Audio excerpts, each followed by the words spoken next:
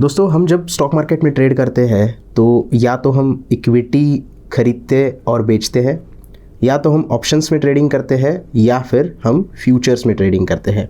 तो आज की वीडियो में हम फ्यूचर ट्रेडिंग अब स्टॉक्स में कैसे की जाती है इसके बारे में डिटेल जानकारी देखने वाले हैं।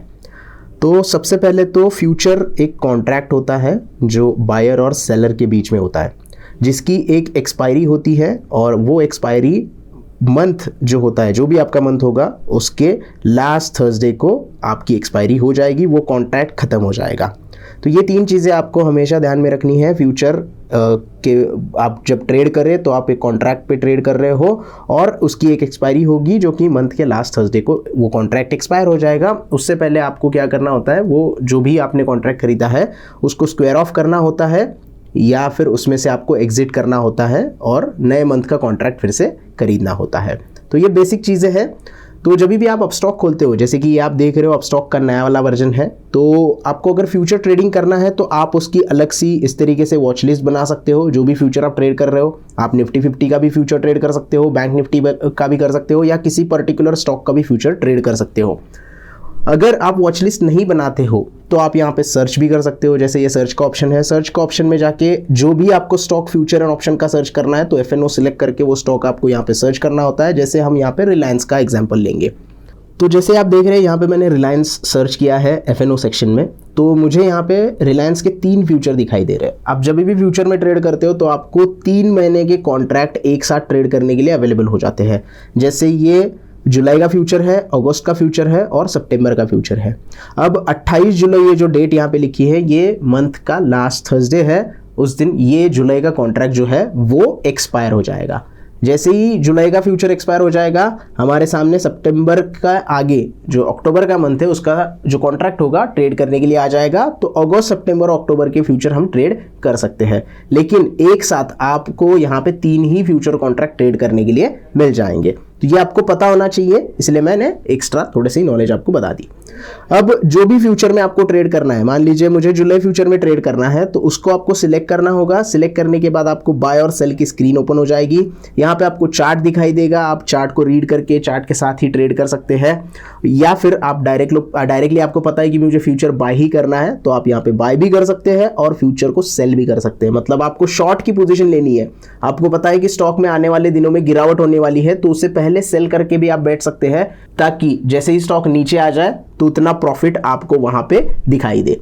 बाय करते टाइम पे आपको पता है कि आगे आने वाले 1 महीने में या फिर 2 महीने में स्टॉक अगर अच्छे खासे बढ़े के साथ बंद होने वाला है या फिर बढ़ने वाला है तो आप उसे बाय भी कर सकते हैं।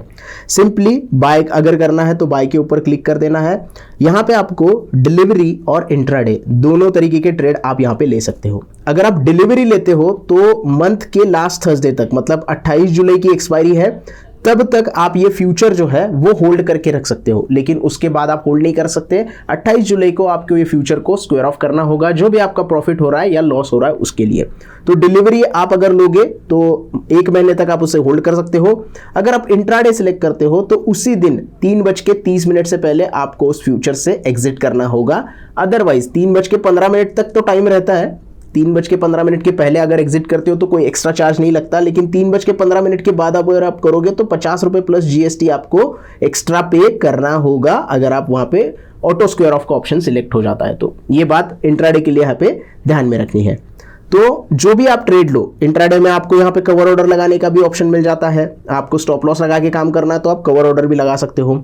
अब यहाँ पे जब भी आप फ्यूचर में ट्रेडिंग करते हो तो आपको क्वांटिटी जो होती है वो लॉट के हिसाब से लेनी होती है। यहाँ पे आप देख रहे हो एक लॉट जो है वो 250 शेयर का लॉट होता है।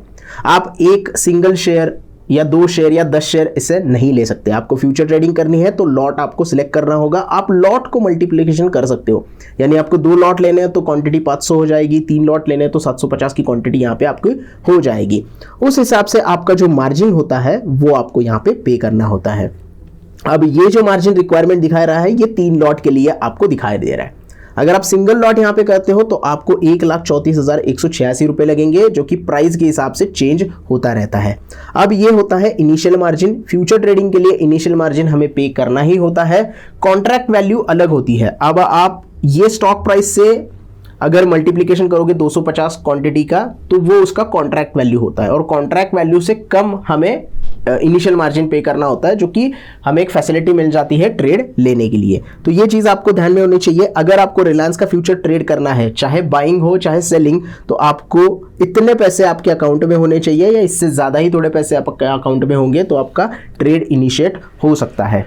बाकी ट्रेड लेने के लिए आपको ये स्वाइप टू बाय पे ऊपर क्लिक कर देना है। जैसे ही आप स्वाइप टू बाय करोगे तो आपको वहां पे स्टॉक एग्जीक्यूट हो जाएगा, वो ऑर्डर एग्जीक्यूट हो जाएगा और आपका बाइंग स्टॉक में हो जाएगा। अब मान लीजिएगा आपने 24.20 पे स्टॉक बाय किया है और उसके ऊपर प्राइस चली जाती है 24.40 पे, तो यहां पे आपको 20 रुपए का फायदा हो जाएगा। लेकिन सिर्फ 20 रुपए का फायदा नहीं होगा, उससे आपको 250 को मल्टीप्लाई करना है, तो उतना फायदा आपको वहां पे दिखाई देगा, यानी कि लगभग यहां पे आपको 5,000 रुपए तक का फायदा हो जाएगा। ये 5,000 रुपए का फायदा अगर आप इंट्राडे ट्रेड करते हो तो उसी दिन आपके शाम को आपका सेटलमेंट हो जाएगा और आपके अकाउंट में आ जाएगा। लेकिन अगर आप डिलीवरी सिलेक्ट करते हो और उस दिन आपको 5,000 रुपए का फायदा हो जाता है, तो वो 5,000 रुपए आपके अकाउंट में आ जाएंगे, और दूसरे दिन जो है वो फ्यूचर 2440 अगर क्लोजिंग वहां पे आ जाती है तो यहां से आपका जो काउंटिंग होगा आगे शुरू हो जाएगा। तो इस तरीके से आपको ये MTM जो होता है वो कैलकुलेट होता है और उसके साथ आप ट्रेड कर सकते हो। सो बेसिकली आप यहाँ पे मार्केट ऑर्डर एग्जीक्यूट कर सकते हो, लिमिट ऑर्डर भी एग्जीक्यूट कर सकते हो, और इंट्राडे कर रहे हो तो कवर ऑर्डर भी आप यहाँ पे एग्जीक्यूट कर सकते हो, और आप इसकी मदद से फ्यूचर में ट्रेडिंग कर सकते हो। लेकिन फिर एक बार बताता हूं, मैं कोई यहाँ पे सजेशन नहीं कर रहा हूं कि ये रिलायंस का स्टॉक खरीदना है या कोई भी स्टॉक आपको खरीदना है। मैं सिर्फ आपको अब स्टॉक के फीचर के बारे में बता रहा हूं कि किस तरीके से आपको ये फ्यूचर ट्रेडिंग करनी होती है। बाकी आप आपकी एनालिसिस जो है वो पूरी कीजिएगा और उस एनालिसिस की मदद से आप फ्यूचर में ट्रेडिंग करना शुरू करिएगा। सो इस वीडियो में इतना ही। आई होप आपको वीडियो अच्छा लगा हो। वीडियो पसंद आया हो तो प्लीज़ लाइक कीजिएगा, इस वीडियो को ज़्यादा से ज़्यादा लोगों तक शेयर कीजिएगा और हमारे चैनल को ज़रूर सब्सक्राइब कीजिएगा। मैं मिलूंगा आपको नेक्स्ट वीडियो में। धन्यवाद।